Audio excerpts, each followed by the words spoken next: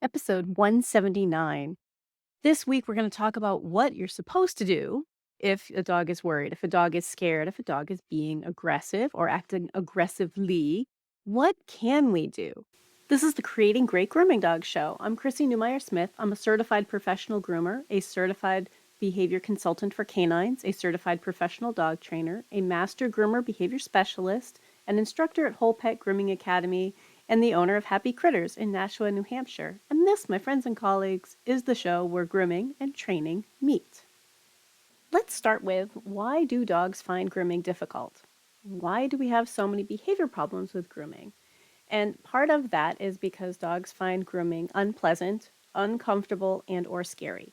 And if you can remember those three things, it'll help us a lot when we start seeing a behavior that we don't want.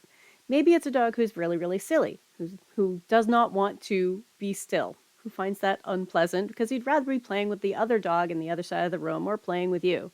Those things happen, and that is part of unpleasant. What if it's simply uncomfortable? That could be physical discomfort because their body just can't bend in the ways we're asking them to bend, or can't stand as long as we want them to stand. Or maybe they're uncomfortable with a tool or a procedure or a person, or even being uncomfortable being out of their house. So uncomfortable, another really common reason why we see behavior problems. And then scary. Scary can just be anything that the dog finds particularly scary. That's really, really common. So if we think about each of those things, unpleasant, uncomfortable, or scary, are the reasons why we see behavior problems in grooming, then I think it becomes a little bit more clear that our solution is to make things more pleasant, more comfortable, less scary. So how do we do it? All right, because last week I pretty much laid it out there that I really do not think we should be holding dogs down and getting the job done. Okay, I know that's old school. That's back in the 1900s. We did it that way, and you learned from someone who learned from someone from back in the 1900s, because I did it too. But it is not appropriate. It's not okay. It actually creates more of our problems, because what happens when we hold a dog down? When they give us a signal that says, I'm uncomfortable with this, I'm uncomfortable, I find this unpleasant or scary, and we hold them down, we are actually making it more unpleasant, uncomfortable, or scary. Okay? More of the same problem is not going to solve that problem. I know, and we've all done it. We've all thought, but he'll just have to figure out that it's going to be okay. So, for anybody who is kind of new to this idea that, okay, we're not going to hold dogs down and force them anymore. I know, take a deep breath. It's not that we're mean people, those of us who have done it that way. I speak for myself also. For those of us who have done it that way time and time again, it's not because we did it because we're mean. It's because the idea was that we needed to help this dog get this procedure done. But this isn't veterinary medicine. This is a haircut. And so we thought we were helping by getting it done and figuring that if it doesn't hurt, the dog will eventually figure out that everything is fine. Yet, and here's the thing, guys, dogs don't seem to care as much about whether or not it hurt. If it was scary, they're going to remember it was scary. Have we all got a story in our head for a time when something scared one of us? You know, did you get hurt? Maybe it was a near miss with a car accident that really scared you. Even though you didn't get hurt, maybe you're still scared. Maybe it still scared you. So we have to let go of the idea that it's strictly about avoiding pain, because fear is involved too. So how do we then work on dogs and get the job done if a dog is afraid? Now, I want us to think about assuming that every single dog we meet has some sort of fears about grooming. Because it's weird, right? Because it's weird. It's so weird. They're being dropped off someplace weird, or they have somebody weird show up at their house with a van, or unpacking all of their grooming equipment in the house, because I'm a house call groomer. There are lots of formats, but all of that can be really strange, okay? And we have to kind of assume that any dog that we meet, until we know that they are comfortable with it, we should assume that they're not comfortable with it, that they're going to find it unpleasant, uncomfortable, and or scary. So we need to, first off, have this in our head so that we can help our owners understand that Your dog's emotional well-being is really important to me. Now, I know someone out there just went emotional well-being. Like there's the hard eye roll, the oh my God, did she really just say that? But let me put it this way. When dogs are not good for grooming, when they misbehave for grooming, when they show us the behaviors that we do not want, right? That's when dogs get hurt, people get hurt, equipment gets broken, and customers become upset. Businesses get destroyed. It is not good business. A dog's going to get hurt. That dog is going to get hurt, and that vet bill is going to cost you much more than that dog's grooming ever would have. If you look at it the day after an accident, you're going to think, why did I push it? Why did I push it? So first off is to think about setting realistic expectations with our owners. Now, in the past, I've talked about a safety policy. And a safety policy, if you go back even episode number 1, or if you go to creatinggreatgroomingdogs.com, I have it written up there too. But the safety policy is all about explaining to owners that I'm going to help your dog be good for grooming. That's really important. Now, if you are not used to this training aspect of grooming, you might be thinking, but that's not my job. I'm not here to be the trainer. But if we can break free of this idea that holding them down is part of our job, it's not. It makes it worse. It makes it worse. We make our own problems. I know, and it was such a hard pill to swallow when I first realized I was making my own problems. But I was. By holding dogs down, we're creating that new problem. So if instead we are already telling owners, I'm going to try to keep your dog calm, comfortable, and cooperative. If your dog becomes overly silly, if your dog becomes frightened, if your dog is scared of anything, I'm going to back up and try to help them be calm for it. Your grooming may not be completed today. I'm going to do my best, but I will charge you for my time. My time is always going to be worth something, guys. You have to let that sink in. You're going to charge them for your time. You're not selling haircuts. You are selling haircutting services, and their dog is not well prepared for your services.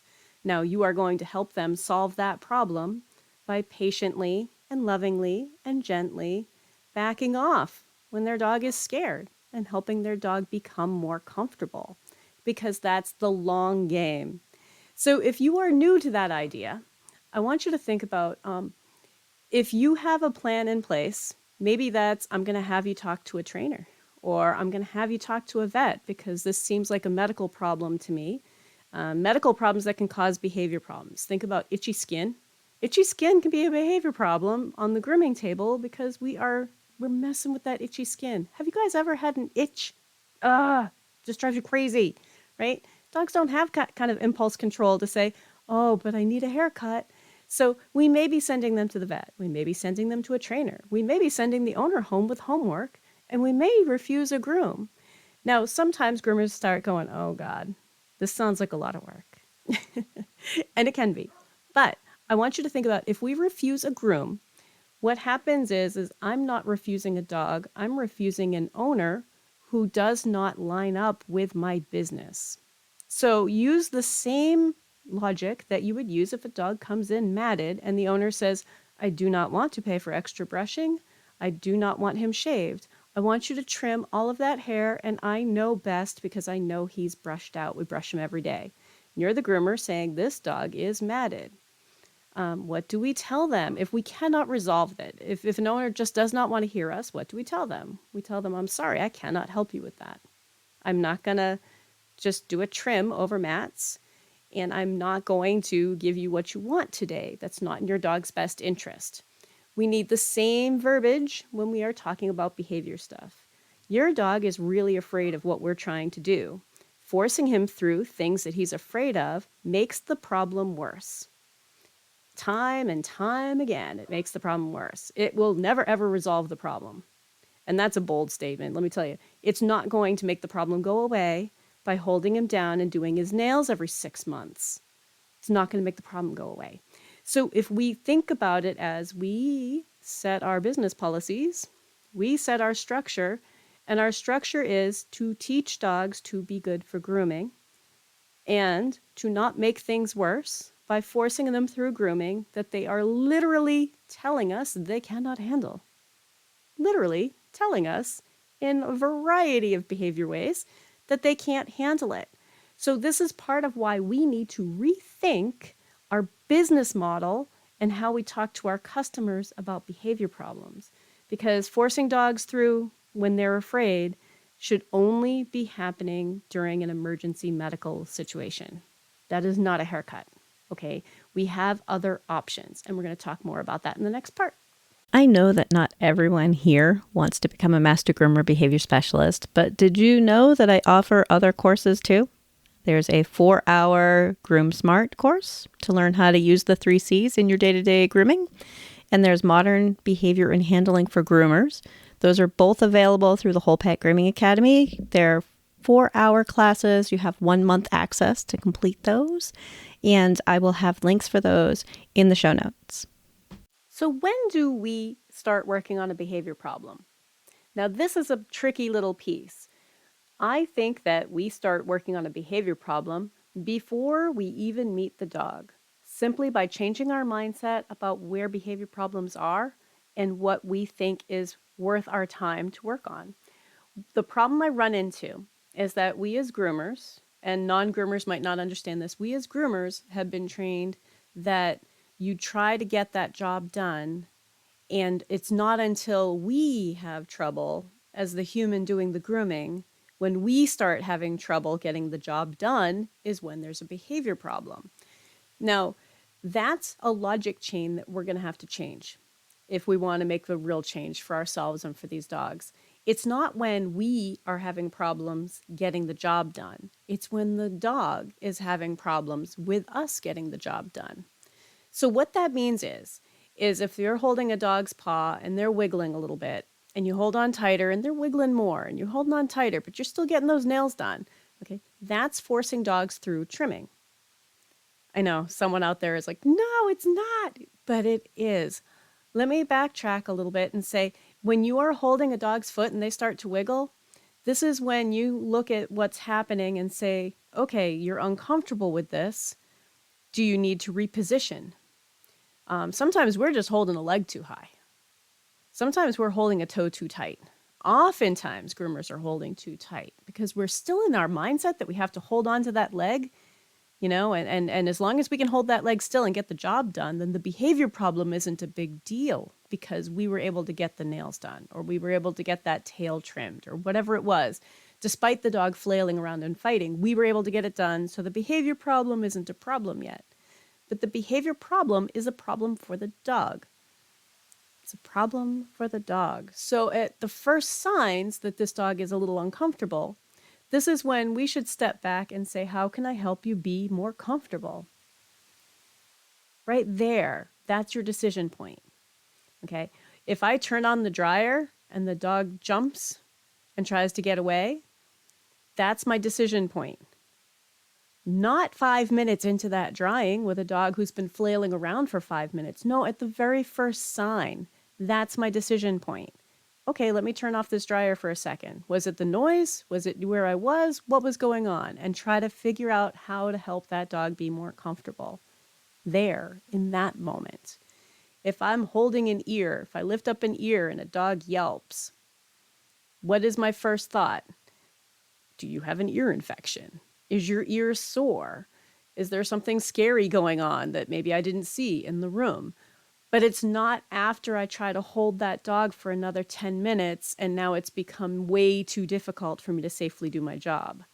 It's not about us. It's not about us as the groomer or the trainer or the vet or anybody else who's working with that dog. It's not about our experience with this dog's behavior. It's why is the dog behaving like this so that I can teach them to be comfortable for it. Okay, those are our decision points. And our first thing that we should think about is comfort. Is this dog uncomfortable? Is there some physical or medical reason for the dog to behave this way? That's really important because in many cases there is. In many cases, we've held on to a toe and maybe we didn't know that there's arthritis in those toes. Or, we lifted up a leg and now they're balancing on their bad hip. All right. And sometimes we forget that. All right. I'm going to throw that out there to everybody out there who's a dog owner and a dog professional. The paw that hurts If we're lifting that paw up, I think we're like, oh, well, I know he has a sore right paw, but why is he being like this for the other one? Because the left paw, when you lift the left paw, you're making him stand on the sore one, right? We have to think about what's physically going on in their body and try to help them be comfortable. Now, the other thing that keeps us from really absorbing this is I think that if you've never tried to help a dog be comfortable with it, or maybe you've tried and you've failed because you were like, well, and I'll tell you, I've done this too. Like, okay, well, we worked a lot on the training part, but now we really need to get him done. I mean, he can't go home looking like that. And in that last couple of minutes of a groom, you totally just shred all of that hard work you did. Just destroyed it by saying, like, nope, and now I'm going to hold you down and it's only going to take a minute. Snip, snip, snip. See, it's okay, it's okay, it's okay, it's okay. And in that moment, that dog is like, I still got forced through grooming.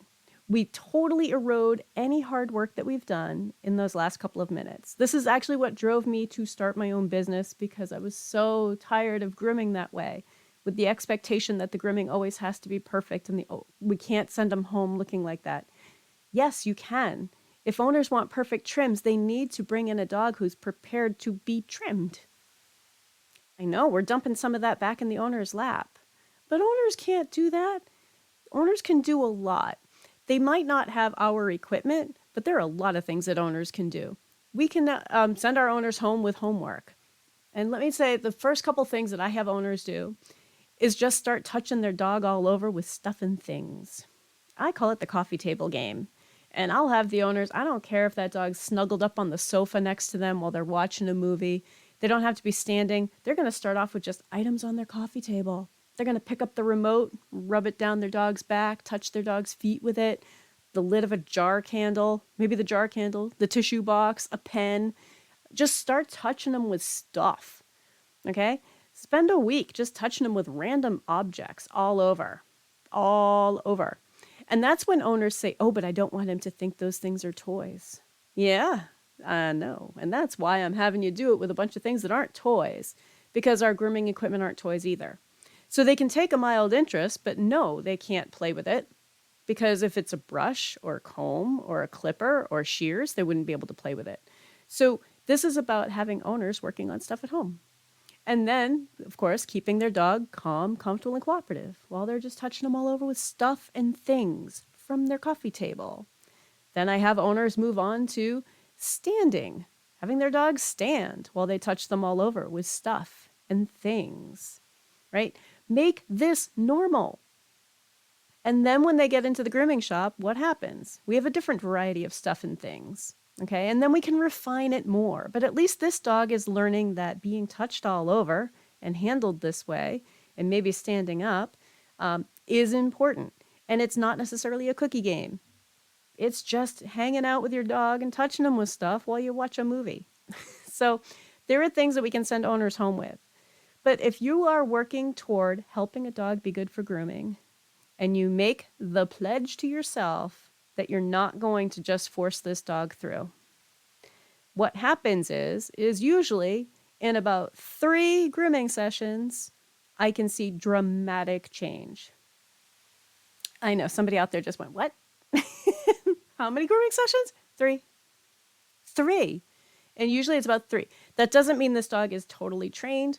What that means is that we have made progress by doing grooming stuff and things and touching them all over with stuff and things in a way that is not pushing them through grooming, pushing them past what they can handle. If we can spend the time and working on it in 3 groomings. So sometimes I have owners, as an example for us as groomers, sometimes I'll have owners say, oh, I don't know if I have the time. And I'm like, I think that if we started right now in 3 months' time, right? Like maybe that's 3 regular groomings or 6 weeks. Maybe we're going to bring this dog in every 2 weeks. Let's say it's 6 weeks. I'll have them write on the calendar 6 weeks from now.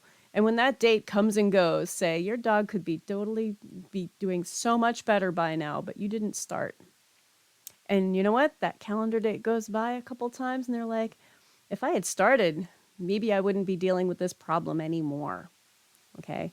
I do it a lot with my dog owners when I'm doing lessons, things like barking and stuff. I'm like, In 2 weeks, you could have had a very different dog. So write it on your calendar because you thought you didn't have enough time, but here you are with the same problem over and over and over again. Groomers, are you sick of the same problem over and over and over again? It's because we've accidentally let that happen. Don't let owners force you into doing beautiful trims on dogs that aren't prepared for it. What? I know. Tell them the same no you're going to say when they want you to trim over mats. No, that's not in your dog's best interest. So if we can help this dog feel comfortable with it, maybe send the dog home with homework. We're going to play the coffee table game. You just spend some time, calm, comfortable, cooperative, just goof off, touching your dog all over with stuff, right? Send them home with some work. It'll help a little bit. And then we're not going to force them through trimming anymore. We're going to actively pay attention and try to keep them calm, comfortable, and cooperative so that we can see real progress. So that when we groom this dog every 4 to 6 weeks for 15 years, most of that time will be a dog who's comfortable with it. Okay? If we can spend a couple of groomings that maybe we don't get things done perfectly in the beginning, that's okay. Think about it, the beginning. When you're first learning something, right? It doesn't look like the finished product. Okay, we're not saying to not groom these dogs. We're not saying to not trim their nails. We're saying to back off now so that we can trim their nails for their entire lifetime, so that we can do beautiful grooms for their entire lifetime. If we back off on the real strictness of making them beautiful and perfect now and work on their behavior and work on what they need from us, then we can work toward perfect later when they're comfortable with it, because that will happen. Hey, Creating Great Grooming Dogs family. You know I care about all of you and want to support you in your work, and that's exactly why we built the Scholar Lounge at the Whole Pet Grooming Academy. For $47 a month, roughly the cost of a gallon of decent shampoo, you'll receive live weekly coaching calls, resources, lessons, a community of like-minded groomers who want to raise the bar just like you. And if you're one of our students, it's included while you're in the classes. So links are in the show notes, or you can go to creatinggreatgroomingdogs.com/sponsors and know that that is a way to get off of Facebook. I mean, isn't that kind of what we all want?